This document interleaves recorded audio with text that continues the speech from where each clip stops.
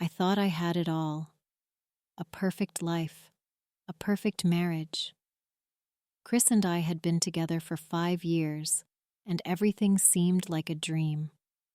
Our suburban home was quiet, peaceful, filled with the kind of comfort you only imagine when you think about settling down with the one person you love. I always believed in the idea of trust in a relationship, and I gave him all of it. I had no reason to question him, no reason to doubt his loyalty. Everything was just easy until it wasn't. It started with the smallest things, almost imperceptible at first. Chris had always been the kind of person who worked long hours, but suddenly he was coming home later and later.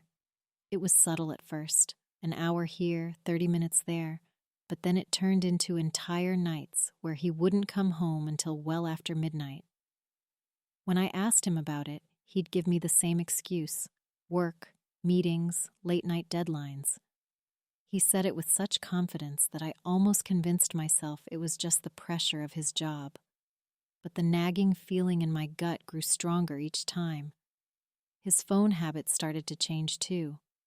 He was more protective of it, keeping it face down, never leaving it unattended, always keeping it close to him.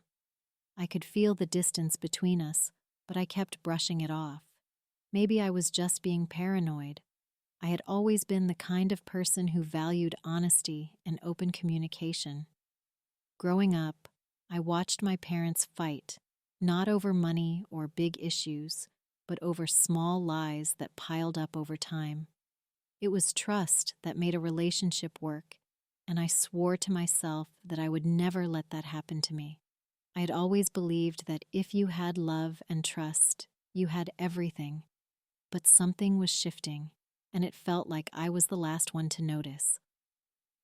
One evening, as I sat alone in our living room, staring at the empty seat across from me where Chris usually sat, the realization hit me hard. Something was wrong, and I couldn't ignore it any longer. I had trusted him with everything, but now it felt like he was slipping away, and I had no idea why. I didn't want to believe it, but I couldn't help myself. The thought of him hiding something from me consumed my mind. I tried to push it aside, telling myself that I was just overthinking it, but the unease wouldn't go away. I needed answers, even if it meant confronting the truth, no matter how painful it might be. And so, I made a decision, one that I never thought I'd have to make. I decided to track his movements. I knew it was a step I'd regret, but deep down, I couldn't ignore the feeling that something was terribly wrong. It was time to find out what he was hiding. As the days went by, the subtle signs of Chris's increasing distance became impossible to ignore. At first, I brushed it off. He was just busy with work, I told myself. But then it became more than just late nights or quick excuses. Chris started to disappear for hours at a time. He'd say he was going to the office or meeting with clients, but the pattern was becoming undeniable. His late nights became routine, and his stories felt rehearsed, as if he was trying too hard to explain his absence. I tried to convince myself it was nothing. Maybe I was just imagining things. Work had been overwhelming for him lately, and perhaps he was just overwhelmed by the pressure. But deep down, I knew something had shifted. He no longer shared the little details of his day with me, and our conversations started to feel hollow.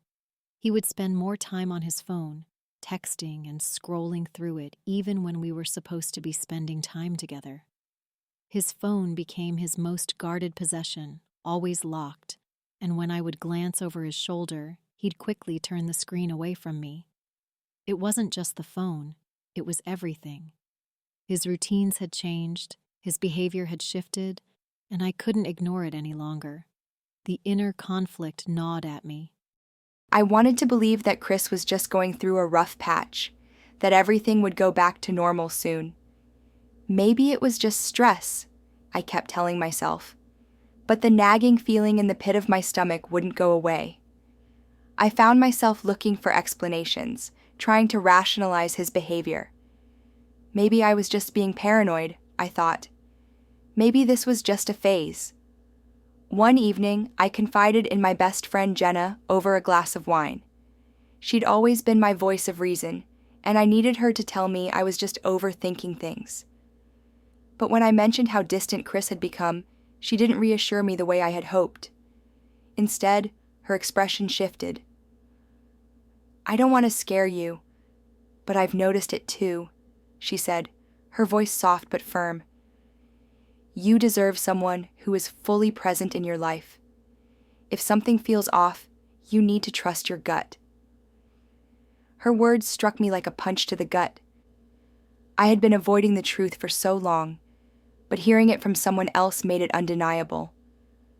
I could no longer ignore what was happening. I wasn't crazy. Something wasn't right. It was time to stop pretending everything was fine and face the truth head-on. That night, I lay awake, staring at the ceiling, wrestling with my thoughts. I knew what I had to do. I had to get answers, no matter how much it hurt. I couldn't keep ignoring the signs. My instincts had been telling me for weeks that something was wrong, and I couldn't deny it any longer. I had to take action. I needed to find out the truth, even if it meant uncovering something I wasn't prepared for. The more I thought about it, the more the idea of tracking Chris's movements consumed me. My stomach churned with guilt as I tried to reason with myself. Was I really considering this? Spying on my own husband? It felt like a betrayal of everything we'd built. I had always prided myself on honesty, communication, and trust in our relationship. But the more I reflected on the way Chris had been acting, the more I realized that trust had already been broken, without me even knowing it. I knew that once I crossed this line, there was no turning back.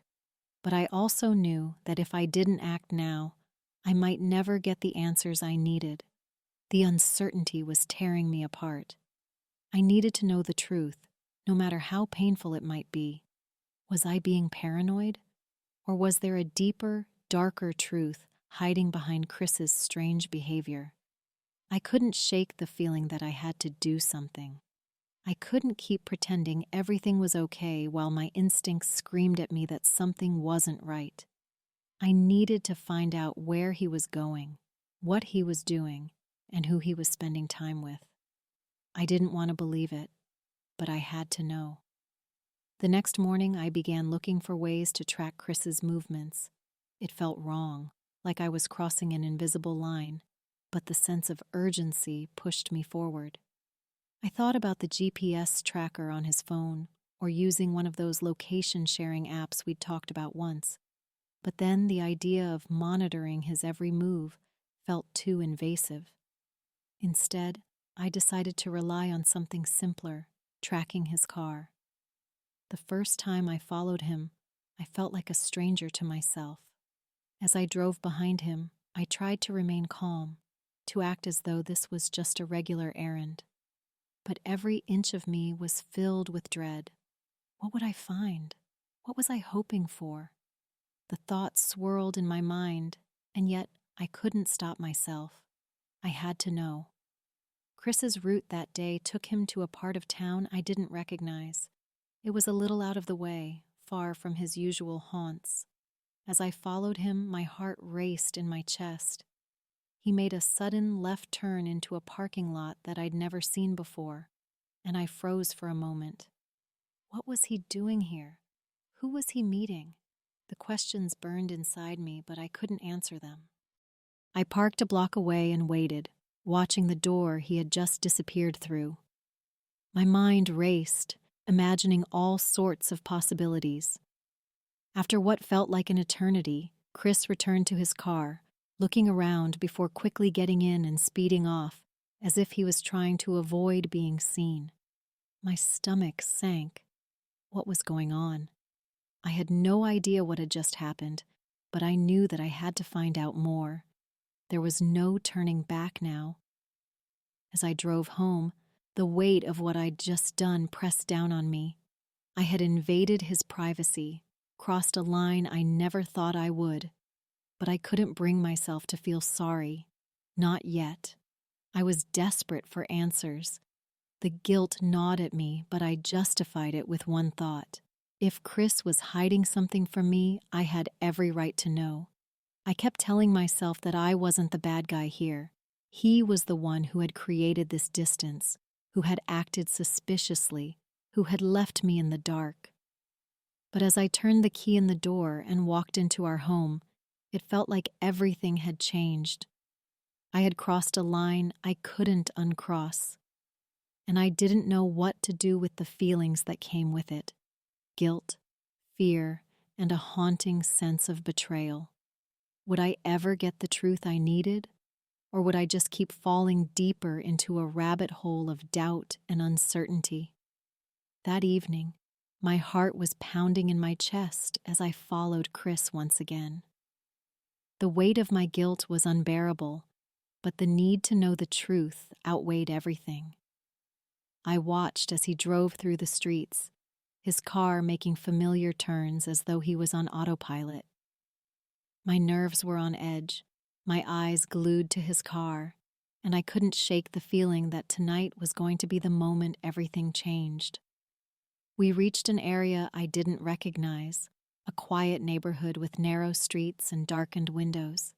It was nothing like the usual places he frequented. He pulled into a small parking lot and parked his car under a street lamp. For a moment, I was frozen in my seat, staring at the car. What was he doing here? The apartment building in front of me was old and somewhat run down, with peeling paint on the door frames and a few overgrown plants scattered around the entryway. It felt like a place where secrets could easily be hidden. Chris exited his car quickly, looking around as if checking to see if anyone was watching. My breath caught in my throat. He was being cautious, deliberately so. Why? I parked a few spaces down the block, hiding my car behind a line of trees, doing my best to remain unseen. The minutes stretched on forever. My stomach churned with anxiety, frustration, and that creeping feeling of dread that had been building for weeks. I watched him walk toward the entrance of the building, his hands stuffed in his pockets. The air felt thick, heavy with the tension of what was to come. Every step he took felt like a slap in the face, each one confirming the doubt I had been trying to ignore. But this felt different. This felt like the moment when everything I had believed about our marriage, about trust, was slipping through my fingers. I was no longer just imagining things. I wasn't just suspicious. I was witnessing something I couldn't deny. Chris disappeared through the building's front door. For a long moment, I just sat there, paralyzed. Should I follow him? Should I confront him now, demand answers? Every instinct told me to wait, to gather more evidence, but the urge to confront him right then and there was strong. My mind raced, torn between the desire for answers and the fear of what those answers might be. I decided to wait. The quiet of the night felt suffocating as I lingered outside. After what felt like an eternity, I noticed movement from the corner of my eye. A woman walked past the windows of the apartment building. She was laughing, her hair bouncing with every step. She wasn't someone I recognized, but I could tell by the way she carried herself, confident, relaxed, that she belonged here. My heart dropped. Had she seen Chris? Was this the woman he had been seeing behind my back? I continued to watch through the darkness, my hands trembling on the steering wheel. Then, just as I feared, the door to the apartment opened, and Chris stepped out. He smiled at the woman standing in the doorway, a smile that wasn't just friendly. It was intimate, affectionate. She leaned in and they kissed, brief but undeniably tender. It felt like the world was slipping away from me. The air seemed to leave my lungs all at once. I wanted to scream, to throw myself out of the car and demand answers, but I couldn't move. I couldn't speak.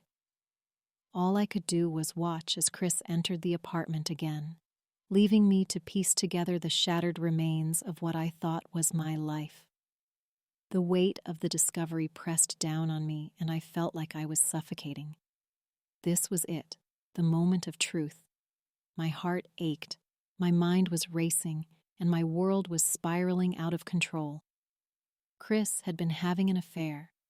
The man I loved, the man I trusted, had been lying to me, and I had finally seen it for myself.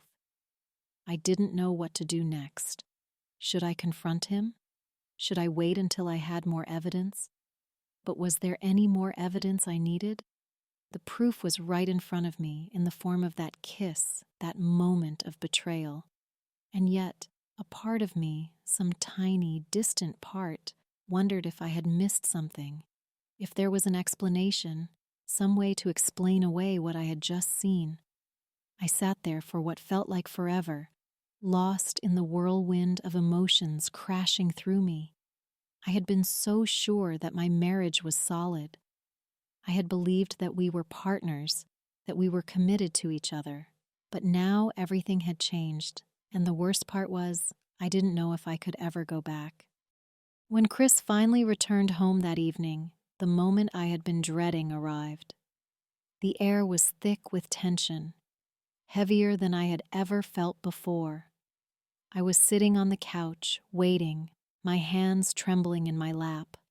My mind raced, replaying every moment of the night, every conversation, every doubt I had ever ignored. The sound of his key turning in the door made my heart skip a beat. He stepped inside, looking tired, but trying to mask it with his usual casual demeanor. I could see it in his eyes. He knew something was off.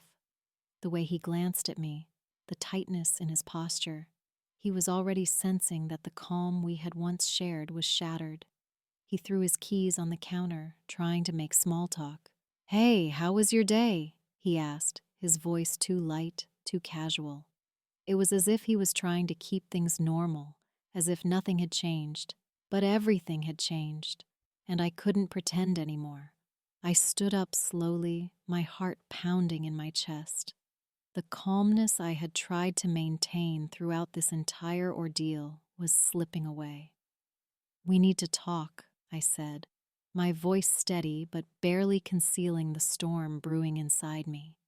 He looked at me, his expression now unreadable. "What's going on?" His gaze flickered to my phone in my hand, the one that had the evidence of his betrayal. He knew then. He knew this wasn't going to be a normal conversation. I didn't wait for him to say anything else.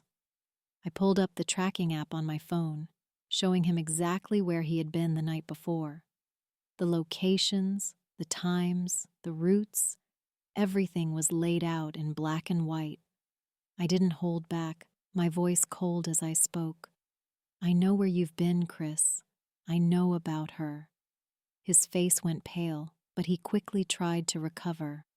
"What are you talking about?" he stammered, his eyes darting around the room, as if trying to come up with some explanation. "This isn't—" "Don't lie to me," I cut him off, showing him the photos.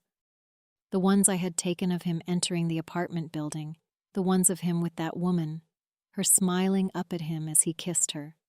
"Is this her? The woman you've been seeing behind my back?" Chris took a step back, visibly shaken but trying to mask it with an air of defensiveness. He let out a sigh, running a hand through his hair, clearly struggling to maintain his composure. "You're overreacting," he said, his tone defensive but not convincing. "It's not what you think. It was just a mistake, just a one-time thing. It doesn't mean anything." I could feel the heat of anger rising in my chest, the frustration building with every word he said. "A mistake? Really, Chris? A one-time thing? For months? And all those late nights? The phone calls you wouldn't answer. You've been lying to me, to our marriage, for months. How do you explain that?" He hesitated, his face contorting with guilt and annoyance. "I don't know why I did it. It just happened. I've been unhappy. I felt distant, and I couldn't listen to his excuses anymore. The hurt and betrayal were too much. So what? This is my fault now? I didn't do enough? I didn't make you feel wanted enough? My voice cracked, the weight of his betrayal crashing over me like a tidal wave. I trusted you, Chris. I gave you everything, and you threw it all away. Chris shifted uncomfortably, his eyes dropping to the floor. No, that's not it. It's not about you, he said quietly, almost pleading. It's just, I felt lost. We were drifting apart, and I didn't know how to fix it. So I sought comfort elsewhere. The rage within me began to swell. I could feel every fiber of my being ready to explode, but I held it together, just barely. Comfort? So you thought sneaking around behind my back would help? This is your solution? You don't get to blame me for this, Chris. This is all on you. I took a step closer, forcing him to meet my gaze. I want the truth. No more excuses, no more lies. Did you love her? I demanded, my voice rising. The silence between us stretched on, unbearable. I could see the hesitation in his eyes, the guilt in his posture, and I knew deep down that he was about to confess. He finally spoke, his voice barely above a whisper. Yes, I loved her. I didn't want to, but I did. The words hung in the air, heavy and suffocating. My heart shattered in that instant, the pieces of it falling away like glass. The pain was unbearable. I could feel the weight of his admission crashing down on me.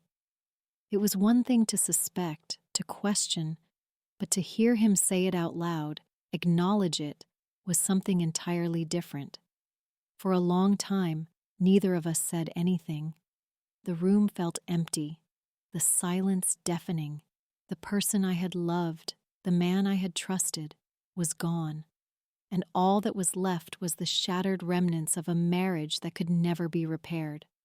The room felt colder now, the air thick with the weight of Chris's confession. My body felt like it had been drained of energy, the numbness creeping in from the tips of my fingers all the way to my chest. I was standing there, frozen, not sure if I should scream, cry, or just walk away. The truth was more devastating than anything I had ever anticipated. I had spent so many nights doubting, wondering, agonizing over whether I was just being paranoid, overthinking everything. But now, here it was, the truth, laid out in front of me. Chris had loved her, and all those years, all that time we had spent together, had been tainted by lies. I could feel the anger building inside me, but it was muted by the sadness that overtook everything else. It felt like my heart had been ripped from my chest, and I was just left standing there, trying to breathe in a world that suddenly felt so foreign. I had trusted him. I had loved him with everything I had, and he had broken me. It wasn't just him, though. I started questioning everything, our marriage, the moments I had cherished, the promises we had made. How many of those were real? How many were just words? Had I been blind to the signs? Had I been too naive to see what was right in front of me? The weight of it all felt suffocating. I had crossed a line when I decided to track him, to invade his privacy. I had justified it to myself as a desperate attempt for answers, but now, standing in the aftermath, I wondered if it had been worth it. The guilt gnawed at me. Did I really want to know the truth? Did I really need to expose myself to this pain? What if I had just lived in ignorance, believing in the fantasy I had created? But no matter how much I tried to rationalize it, I couldn't deny the gut-wrenching reality that was now my life. The decisions I had made led me here, to this point where I had no idea how to move forward. What was the next step?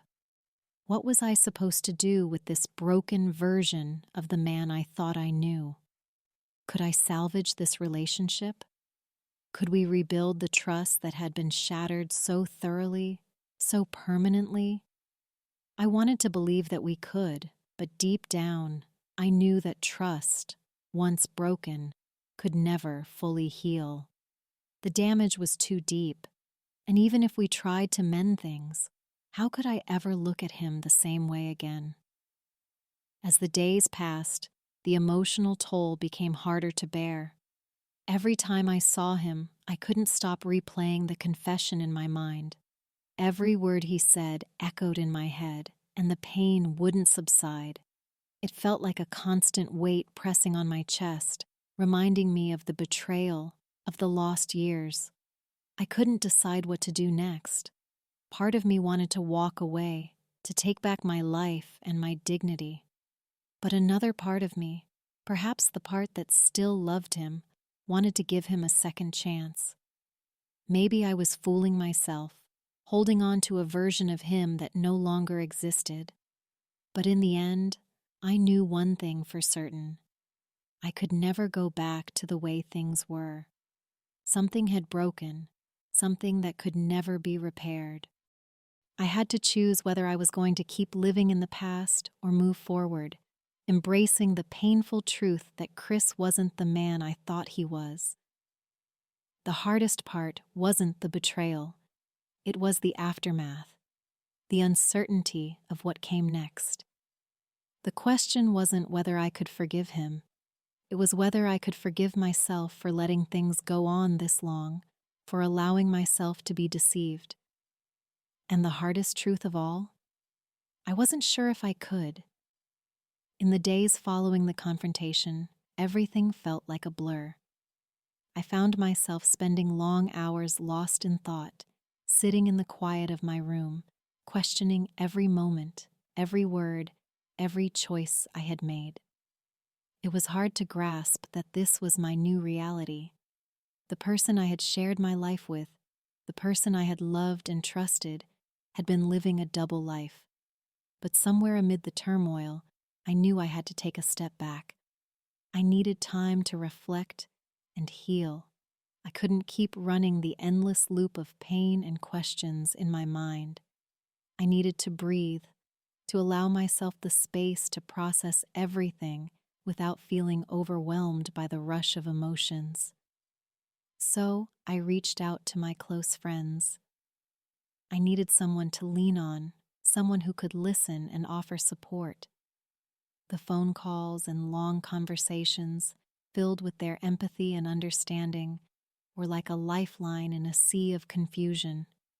They didn't judge me. They didn't tell me what to do. They simply listened, and that was all I needed. I talked about my pain, about the anger, about the crushing betrayal I was feeling. They were there, offering comfort in the way only friends who truly care can. Through these conversations, I started to see things more clearly. My heart ached for the love I had lost, but I began to realize that I deserved better than this. I deserved honesty, I deserved loyalty, and I certainly deserved respect. I had given so much of myself to a relationship that had, in the end, been based on lies. It stung to admit it, but it was the truth. The reality was that trust, once broken, was a fragile thing. It was impossible to rebuild it overnight, if at all. As the days passed, I began to feel a shift. I realized that despite the pain, despite the heartache, I was in a better place now than I had been before I found out the truth. I no longer had to live in the darkness of uncertainty. I had answers, painful as they were, but they allowed me to make decisions with clarity. I could finally make the choice to move forward, to choose a path that was healthier for me. There were moments when I felt like I might never fully heal, like the pain would never stop. But I also knew that healing wasn't something that could be rushed. It was a process, and like everything in life, it would take time. Some days were harder than others, but with each passing day, I could feel myself growing stronger,